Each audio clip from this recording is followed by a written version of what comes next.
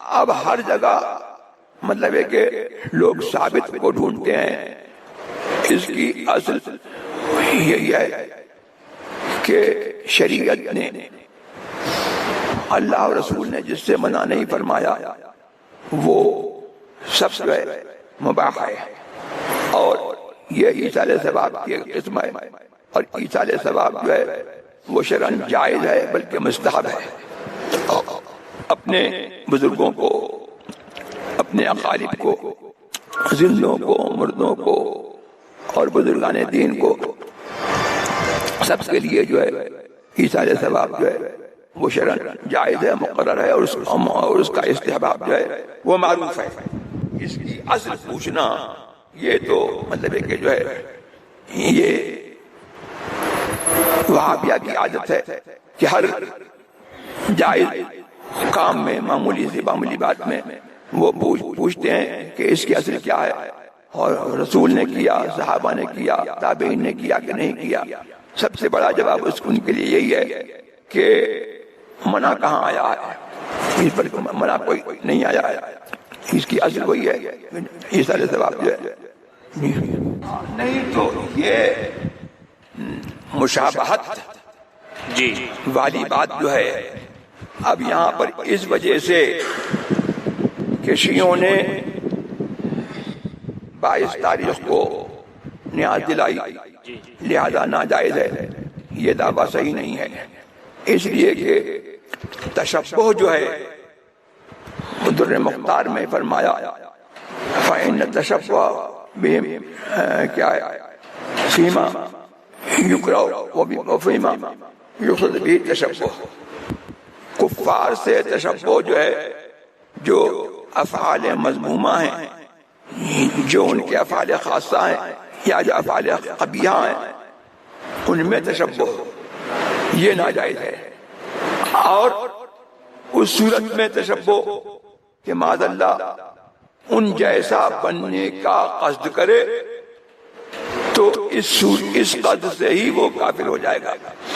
لیکن کوئی سنی یہ قصد نہیں کرتا ہے کہ ہم شیعوں کے جیسا بن رہے ہیں، کہ اتفاقیہ طور پر ایک مشابہت جو ہے وہ واقع ہو گئی کہ وہ بھی نیاز دلاتے ہیں اور سنی بھی نیاز دلاتے ہیں.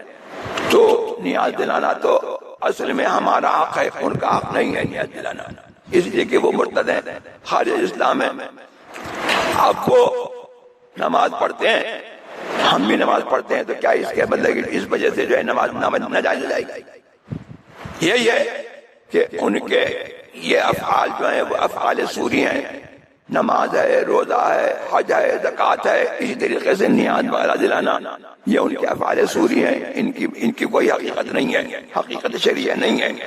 اور مسلمان جو ہے اسلام کے ساتھ، ایمان کے ساتھ، حضور صلی اللہ علیہ وسلم کی محبت کے ساتھ اور دین پر ایمان رکھ کر کے جو ہے ان افعال کو کرے گا تو اس کے افعال جو اللہ کے یہاں قبول ہوں گے. 22 رجب جو ہے، 22 رجب امیر معاویہ رضی اللہ عنہ کی وفات کی تاریخ ہے. تو شیعہ اس خوشی میں نیاز کرتے ہیں اور سنی اس لیے کرتے ہیں کہ ان کی روح کو ثواب پہنچایا جائے. اور اب اس میں مفتی شریف الحق صاحب یہ کہتے تھے کہ حضرت امام جعفر صادق رضی اللہ تعالی عنہ نے یہ مشاہدہ کیا کہ تبرہ کرتے ہیں شیعان علی حضرت امیر معاویہ پر، تو انہوں نے اس فاتحے کو قائم کیا تاکہ ان کے یہ تبرہ کی عادت ختم ہو، امیر معاویہ ہی کے ایصال ثواب کے لیے. اگر اس کی اصل ہے تب تو بہت ٹھیک ہے، اگر اس بات کی اصل نہ ہو تو جب بھی امیر معاویہ کے نام کو بھی شریک کرنے میں رد رفضہ تو ہی جاتا ہے اس فاتحے میں، جب ان کی تاریخ وصال ہے. یہ بہت اچھی بات کہی علامہ نے کہ اپنی نیاز میں اس طور سے آپ فرق کر لیجئے کہ امام جعفر صادق رضی اللہ تبارک تعالیٰ عنہ کے ساتھ حضرت امیر معاویہ کا نام بھی آپ لے لیجئے اور ان کے لیے بھی احتساب کیجئے، تو رافضیوں سے امتیاز بھی ہو جائے گا اور اپنا غلط بھی ہو جائے گا۔ پھر رافضیوں میں کچھ اور بھی عادتیں ہیں کہ جس جگہ پکے گا اسی جگہ نیاز ہوگی، اسی جگہ کھایا جائے گا، عورت اس کو نہ کھائے، یہ سب جو شرطیں ہیں یہ سب مردود شرطیں ہیں، ان سے ہم لوگوں کو اجتناب رکھنا چاہیے تاکہ اپنا تشخص ان سے ممتاز ہو جائے۔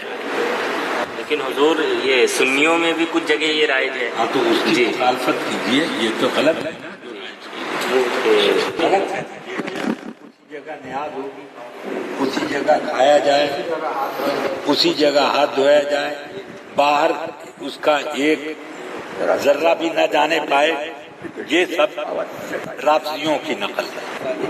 عورتیں اس میں نہ کھائیں، یہ سب بھی بالکل بے اصل اور رافضیوں کی نقل ہے، اس سے اجتناب کیجیے۔